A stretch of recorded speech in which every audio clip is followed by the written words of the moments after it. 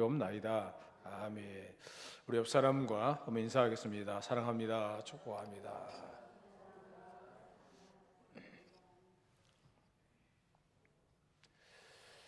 기독교 신앙의 핵심은 세 가지입니다. 창조의 신앙, 십자가와 부활 신앙, 그리고 재림 신앙이 그것입니다.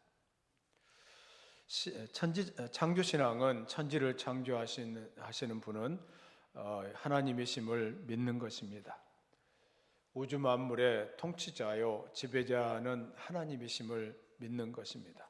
그러므로 내 생명도 재물도 지식도 명예도 주님께 속한 것임을 믿는 것입니다. 창조신앙을 통해서 나를 창조하신 하나님과의 관계를 맺게 될 때 우리는 비로소 영적인 눈을 뜰 수가 있습니다. 재림신앙은 주님께서 다시 오신다는 것을 믿는 것입니다. 재림은 곧 심판을 의미하는데 행위대로 보응하시는 자리입니다.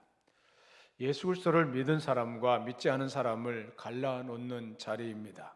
예수를 믿는 자는 부활의 생명으로 피어납니다. 그러나 예수님을 믿지 않은 자들은 죄의 심판을 받아 멸망의 자리로 가게 됩니다. 언젠가 주님은 다시 오신다는 종말론적인 재림신앙을 가질 때 우리는 이 땅에서의 삶에 집착하지 않습니다. 영원한 하나님 나라를 바라보며 살게 되는 줄로 압니다. 그리고 십자가 부활신앙은 기독교 신앙의 가장 중요한 핵심입니다. 예수님이 나를 위해서 십자가에 달려 죽으셨고 하나님이 그를 다시 살리심으로 죄와 사망과 사탄의 권세에서 해방시켰다는 것을 믿는 것입니다. 만약에 예수님이 십자가에 달려 죽으시고 다시 부활하지 않으셨다면 우리의 믿는 모든 믿음은 다 헛것입니다. 기독교는 존재할 이유가 없는 것입니다. 십자가는 저주의 자리고 형벌의 자리고 멸망의 자리이기 때문입니다. 그러나 하나님께서 약속하신 대로 3일 만에 예수님을 다시 살리심으로 저주의 자리가 축복의 자리로 바뀌었습니다. 형벌의 자리가 은혜의 자리로, 멸망의 자리가 생명의 자리로 변했습니다. 오늘 본문을 중심으로 해서 부활신앙으로 승리합시다라는 제목으로 은혜를 나누고자 합니다. 기독교 신앙의 핵심은 십자가와 부활이라는 것을 말씀드렸습니다. 십자가는 저주의 형틀입니다. 하나님께서는 당신의 아들 예수 그리스도를 저주의 형틀에 매달으셨습니다. 그리고 아들이 고통스러운 절규를 끝까지 침묵으로 일관하셨습니다. 마침내 사랑스러운 아들은 물과 피를 다 쏟으시고 십자가에서 돌아가셨습니다. 왜 하나님은 가장 비인간적인 십자가를 통해서 아들을 죽이셔야 한 것입니까? 그 이유는 단 한 가지입니다. 율법의 저주 아래 신음하며 죽어가는 우리를 건지시기 위해서 그 십자가형을 받게 하신 것입니다. 피 흘림이 없이는 죄사함이 없다고 성경은 증언합니다. 그러므로 하나님은 자신의 아들을 유월절 속죄의 제물로 삼으셨고 그 아들의 십자가의 죽음을 통해서 우리의 모든 죄를 용서해 주셨습니다. 평화를 주시고 모든 고통으로부터 자유롭게 해 주신 것입니다. 그러므로 루터가 말한 것처럼 십자가는 즐거운 교환이 이루어지는 장터입니다. 우리의 죄가 생명으로 바꿔지는 자리입니다. 우리의 저주가 축복으로 교환됩니다. 우리의 가난함이 부요함으로 바뀝니다. 우리의 열등감이 사라지고 자존감이 회복되는 자리입니다. 우리의 절망이 새로운 소망으로 교환됩니다. 우리의 탄식이 아름다운 노래의 찬양으로 바뀌는 곳 자리입니다. 이것이 바로 십자가의 은혜요 능력입니다. 부활은 회복과 부흥의 의미를 가지고 있습니다. 회복은 죄로부터 회복되었다는 것을 말씀하고 있습니다. 죄는 하나님을 떠나서 자기 이기심의 노예로 사는 것을 말하는데 죄는 사람을 죽입니다. 죄는 인간의 영혼을 파멸시키고 죄는 인간을 사탄의 노예로 만들어버립니다. 사탄이 끌고 다니는 대로 끌려다니면서 이리 끌리고 저리 끌리다가 결국은 죽음의 길로 가게 된다는 것을 말씀하고 있습니다. 우리의 죄 문제를 해결하는 방법은 다른 데 없습니다. 오직 하나인데 하나님은 천하 인간의 구원 얻을 만한 다른 이름을 주시지 않았는데 예수 그리스도의 십자가의 죽으심으로 우리는 예수님의 보혈과 부활의 능력을 경험하게 되는 줄로 믿습니다. 그러므로 우리는 부활의 출발은 죽는 것입니다. 죽지 않고서는 결코 부활할 수 없다는 것을 말씀하고 있습니다. 그리고 부활은 또한 부흥을 얘기합니다. 부활은 삶을 변화시키는 능력입니다. 우리가 죄에 대해서 죽고 새로운 회복을 하면은 우리의 삶 속에 예수의 생명의 능력이 나타나기 시작합니다. 예수님의 손길이 머무는 곳에는 언제나 새로운 기적과 역사가 일어나게 됩니다. 병든 자가 치유되고 죽는 자가 살아납니다. 풍랑이는 바다가 잔잔케 됩니다. 보리떡 5개와 물고기 2마리를 가지고 5,000명을 먹이고 12광주리가 남는 기적이 일어났습니다. 예수님이 머무시는 곳에는 언제나 생명을 살리는 놀라운 역사가 나타난 것입니다. 예수님은 나인성 과부의 아들을 살리셨고 죽은 지 나흘 된 나사로를 살리셨습니다. 누구든지 예수님을 만나는 자는 죽음의 자리에서 생명의 자리로 변화되는 줄로 믿습니다. 예수님의 부활은 죽음에서 생명을 일으키는 능력이 되는 것입니다. 그러므로 우리에게는 예수님과 함께 죄에 대해서 죽고 예수님과 함께 다시 살아나는 부활신앙의 회복과 부흥이 필요합니다. 부활신앙은 우리의 죄를 이기고 세상을 이기는 능력의 원천이 되는 것입니다. 오늘 55절 56절 말씀을 같이 읽겠습니다. 55절 56절입니다. 사망아 너의 승리가 어디 있느냐? 사망아 내가 쏘는 것이 어디 있느냐? 사망이 쏘는 것은 죄요 죄의 권능은 율법이라. 우리를 정죄하는 율법의 화살을 맞으면 인간은 정죄를 받게 되고 결국 죽게 됩니다. 율법은 오늘도 계속 우리를 향해서 사망의 화살을 쏘아대고 있습니다. 그러나 우리는 예수 그리스도를 믿음으로 하나님의 전신갑주로 무장되었습니다. 아무리 사탄이 율법의 화살을 날려도 우리는 염려할 필요가 없습니다. 예수님께서 십자가를 통해서 율법의 저주에서 우리를 속량하셨기 때문입니다. 예수님은 십자가를 통해서 율법에 속한 우리의 과거의 모든 의문증서를 불사르셨습니다. 사망의 독침은 예수님을 믿는 우리를 더 이상 죽일 수가 없습니다. 이미 우리는 예수님을 믿음으로 하나님의 자녀가 되는 권세를 얻었습니다. 그러므로 부활신앙을 가진 우리는 날마다 승리하는 삶을 살게 될 줄로 믿습니다. 그래서 사도 바울은 57절에서 이렇게 고백하고 있습니다. 57절 말씀을 같이 읽겠습니다. 우리 주 예수 그리스도로 말미암아 우리에게 승리를 주시는 하나님께 감사하노니. 예수 그리스도로 말미암아 우리에게 승리를 주신다고 그렇게 말씀하고 있습니다. 어떤 환난이나 시련이 와도 우리는 승리할 수가 있습니다. 이 사실을 여러분 확실하게 믿습니까? 로마에 가면은 콜로세움이라는 원형 경기장이 있습니다.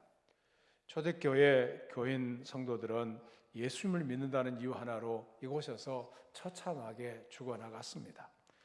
당시 로마 군인들은 예수님을 믿는 자들을 체포해서 무참하게 죽였습니다. 죽은 시신에 실을 감아서 기름에 담갔다가 야간 경기를 위해 횃불로 섰다고 합니다. 얼마나 처참합니까? 사자를 굶겨두었다가 그리스도인이 있는 원형 경기장에 풀어 놓았습니다. 수많은 그리스도인들이 맹수에 의해서 몸이 찢겨 나갔습니다. 때로는 신앙의 절개를 지키다가 화형에 처해지기도 했습니다. 그러나 당시 신앙인들은 처절한 죽음의 순간에도 나를 살려달라고 애걸하지 않았다고 합니다. 끝까지 찬송을 부르면서 순교의 길을 걸어갔습니다. 그때 구경 나온 수많은 로마 시민들은 큰 충격을 받았다고 합니다.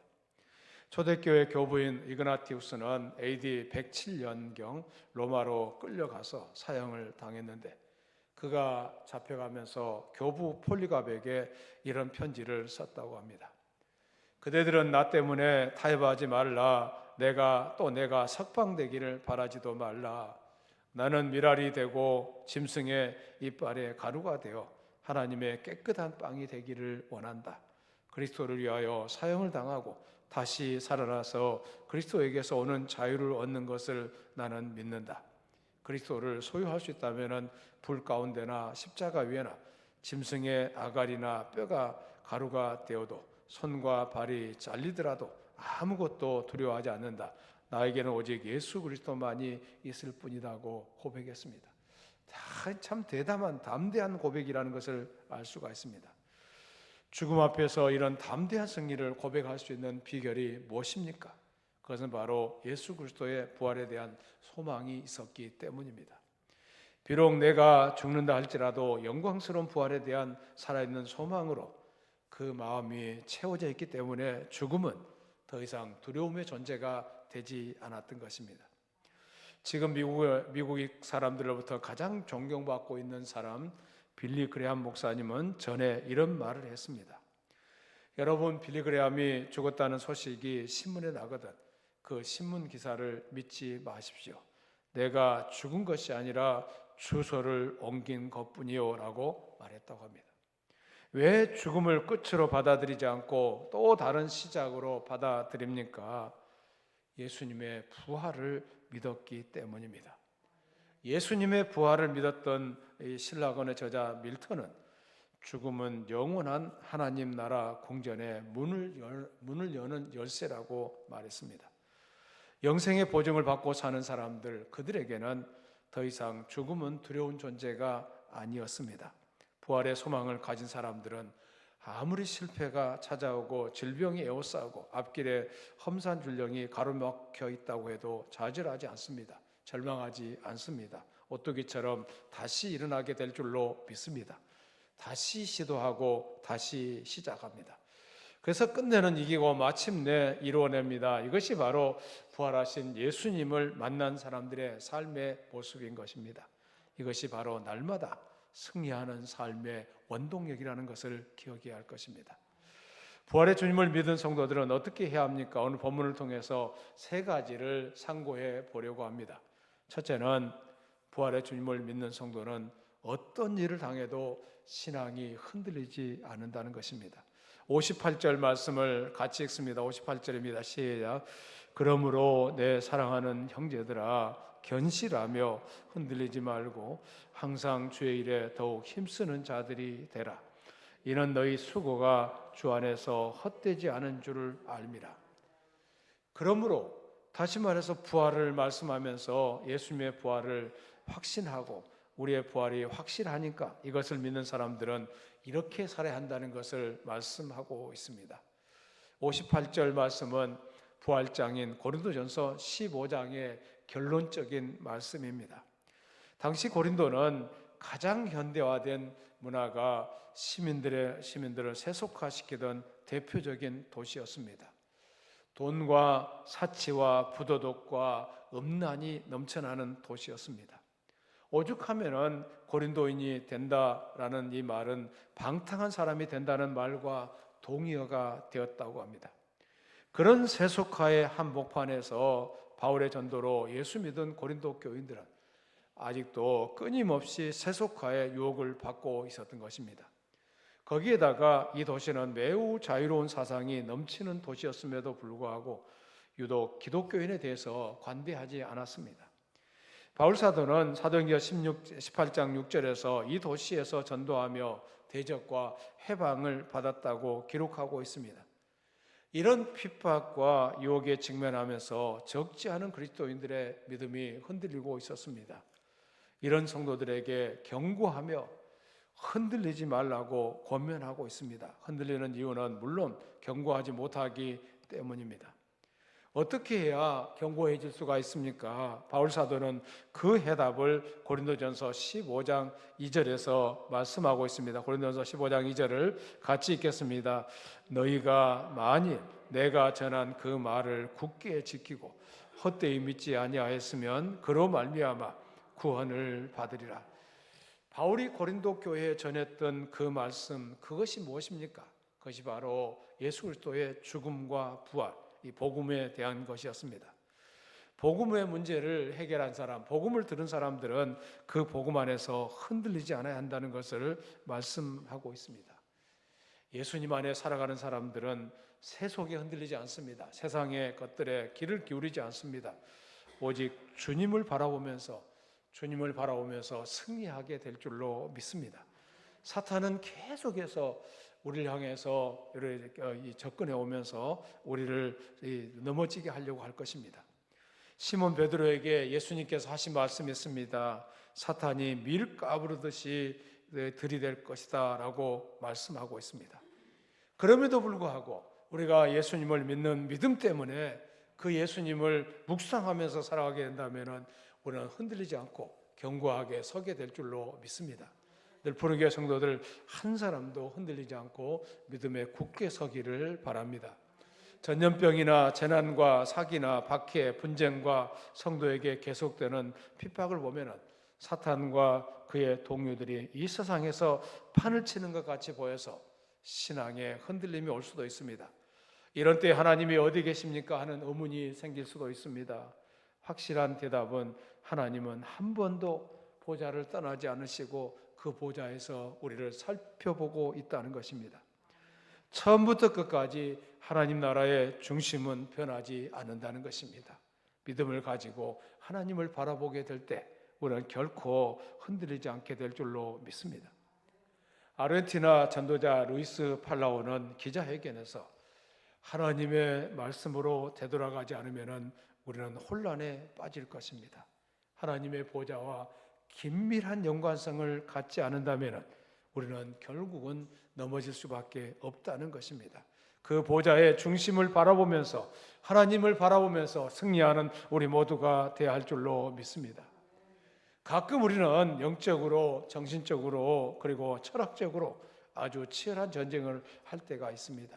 이때 우리는 하나님이 다스리는 곳, 부활하신 주님이 계신 곳을 확신하고 부활하신 주님을 바라보면 우리는 흔들리지 않게 될 줄로 믿습니다. 어떤 문제를 당하면 신앙이 더 좋아지는 사람이 있는 반면에 어떤 사람은 신앙이 더 나빠지는 경우가 있습니다. 여러분은 어떤 경우에든지 예수님을 바라보면서 믿음을 가지고 견고하게 굳건하게 설 수 있기를 축원합니다. 두 번째로 부활신앙을 믿는 성도들은 항상 주의 일에 더욱 힘쓰게 될 줄로 믿습니다. 58절 말씀을 같이 읽습니다. 58절입니다. 시작. 그러므로 내 사랑하는 형제들아 견실하며 흔들리지 말고 항상 주의 일에 더욱 힘쓰는 자들이 되라. 이는 너희 수고가 주 안에서 헛되지 않은 줄을 알미라. 예수를 믿는다면 또 자신이 부활할 것이라는 확신을 갖게 된다면 주의 일에 더욱 힘쓰는 자들이 된다는 것입니다.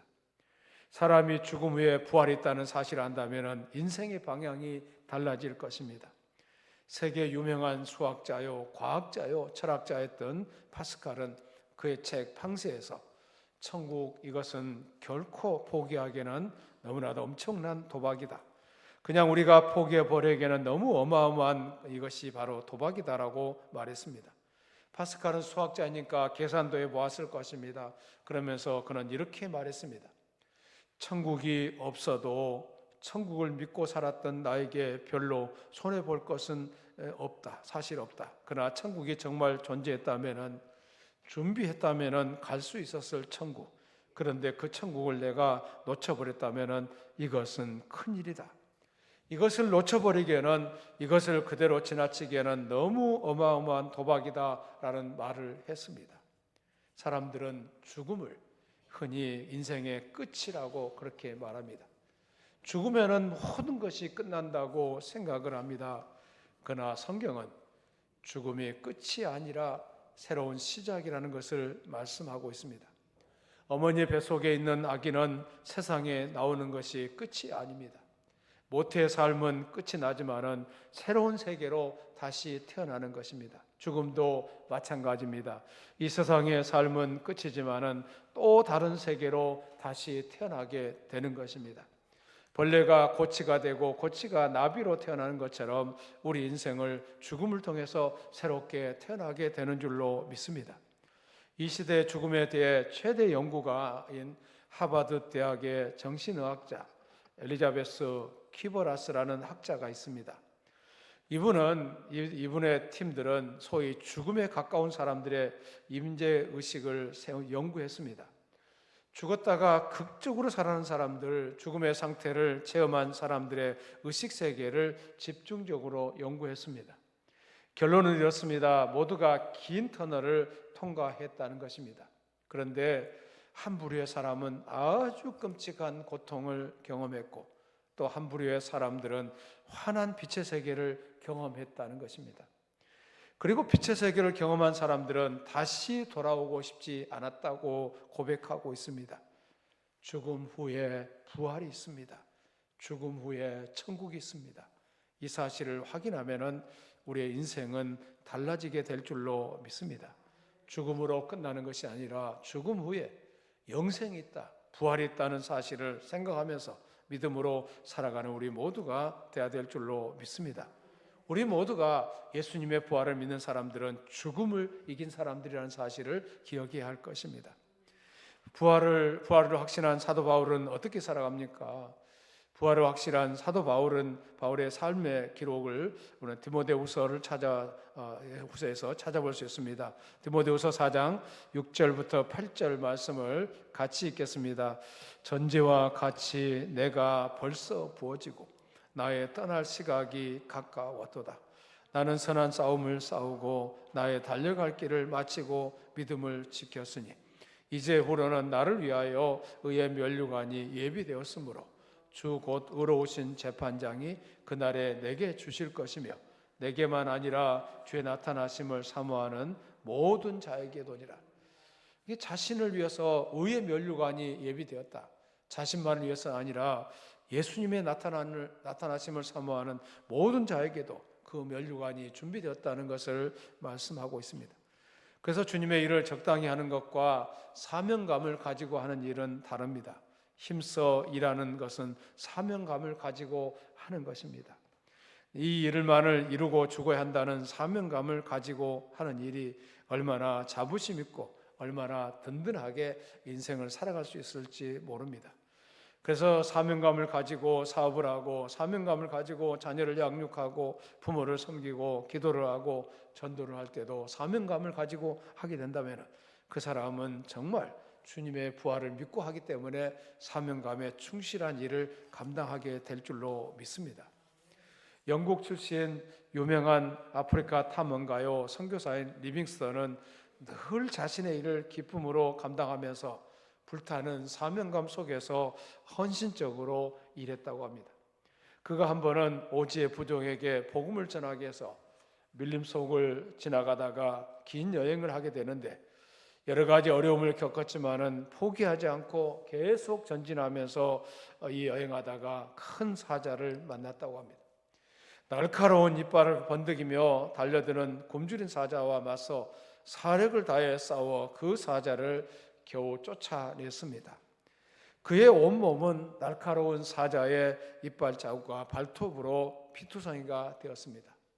그를 도와주던 원주민 소년이 피를 철철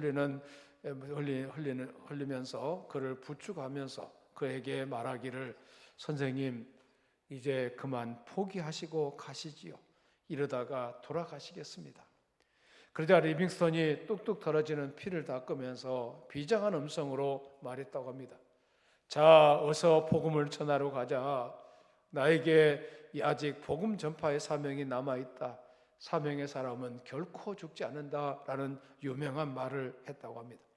이런 불타는 사명감으로 어둠의 땅 아프리카의 복음의 빛이 비치게 한 줄로 믿습니다. 우리도 언젠가는 이 세상을 떠날 것입니다. 이 땅에 태어난 사명이 무엇입니까? 힘써서 애써서 이루어야 할 사명이 무엇입니까? 우리 주변에 복음을 모르는 사람들에게 복음을 전해주며 사명을 감당하는 우리 모두가 되어야 될 줄로 믿습니다. 또 부활의 소망, 부활의 주님을 믿는 성도들은 우리가 이 세상이 헛되지 않고 산다는 사실을 말씀하고 있습니다. 58절 말씀을 다시 한번 읽습니다. 58절입니다. 시작. 그러므로 내 사랑하는 형제들아 견실하며 흔들리지 말고 항상 주의 일에 더욱 힘쓰는 자들이 되라. 이는 너희 수고가 주 안에서 헛되지 않은 줄을 알미라. 우리가 수고하는 것 중에는 헛된 것들이 많습니다. 또 반면에 영원히 헛되지 않은 것들이 있다는 것을 말씀하고 있습니다.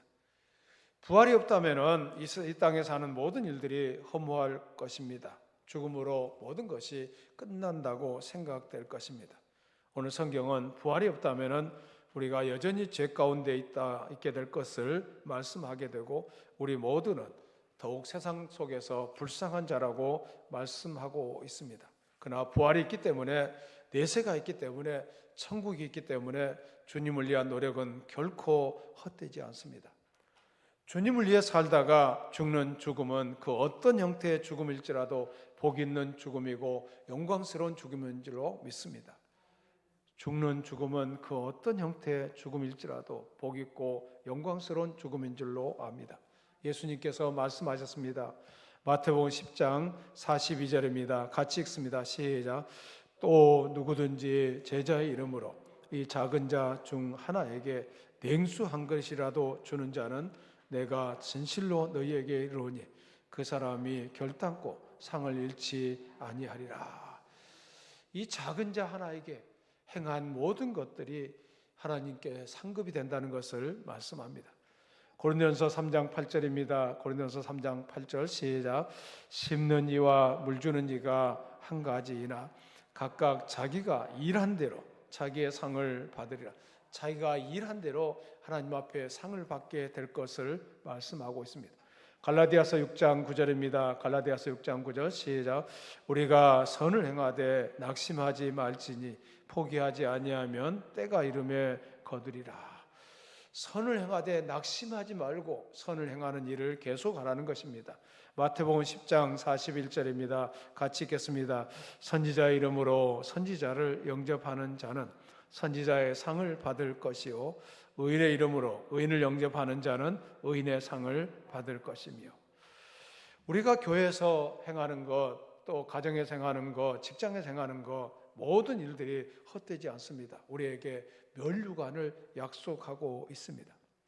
시험을 참는 자에게는 생명의 면류관을 주실 것이고, 또 사명을 감당하는 자에게는 의의 면류관, 믿음의 정조를 지키는 사람들에게는 썩지 않냐는 면류관, 순교자에게는 이 순교의 면류관, 목자에게는 영광의 면류관, 영혼을 구원하는 자에게는 기쁨의 면류관, 영적인 승리자에게는 자랑의 면류관을 준비하신다고 말씀하고 있습니다.